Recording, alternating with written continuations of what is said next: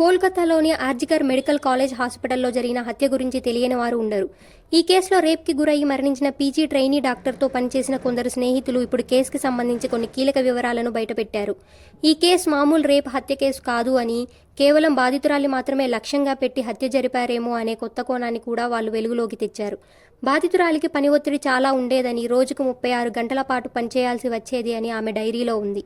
ఇదిలా ఉంటే అసలు కేసులో మొదటి అనుమానితుడు సంజయ్ రాయ్కి బాధితురాలు ఒంటరిగా సెమినార్ హాల్లో ఉన్న విషయం ఎలా తెలిసింది అని వాళ్ళు ప్రశ్నించారు.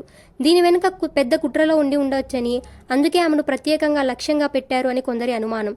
అసలు అంతరాత్రి సమయంలో ఆమె సెమినార్ హాల్లోకి ఒంటరిగా ఉంది అనే విషయం ఒక సివిక్ వాలంటీర్కి ఎలా తెలిసింది అని ఒక సహచరుడు ప్రశ్నించారు. మరొకరి బాధితురాలు తమ కాలేజీలో జరుగుతున్న అక్రమ పనుల గురించి ఏమైనా తెలుసుకొని ఉంటుంది అని, అందుకే ఆ విషయాలు ఏమీ బయటికి రాకుండా ఆమెను రేప్ చేసి చంపేశారా అని ఆయన అన్నారు. బాధితురాలు తల్లి కూడా దాడి జరగడానికి కొద్ది రోజుల ముందు ఆసుపత్రికి వెళ్లడానికి ఆమె ఇష్టపడటం లేదని చెప్పినట్లు గుర్తు చేసుకున్నారు. ఆర్జికర్కి వెళ్లడం తనకి నచ్చటం లేదు అని ఆమె పలుసార్లు చెప్పేదని ఆమె తల్లి అన్నారు. అంతేకాకుండా చనిపోయిన తమ కూతురి ముఖాన్ని చూసే అవకాశం కూడా ఇవ్వలేదు అని, ఎంత బతిమిలాలినా కూడా ఆమె ముఖాన్ని చూడనివ్వకుండా దర్యాప్తు జరుగుతోందని చెప్పి వాపోయారు. బాధితురాలు తండ్రి అసలు తన కూతురిని సెమినార్ హాల్లోనే చంపారా, లేక వేరే చోట చంపేసి ఆమెను అక్కడికి తీసుకువచ్చారా అని కూడా ప్రశ్నించారు. ఇక ఈ కేసులో నిందితులు అందరూ ఎట్టి పరిస్థితుల్లో శిక్ష అనుభవించి తీరాలి అని, ఇకపై అయినా ఇలాంటివి జరగకుండా రక్షణ ఉండాలని కోరుకుంటున్నారు. ఇలాంటి అప్డేట్స్ కోసం ప్లీజ్ సబ్స్క్రైబ్ OMT.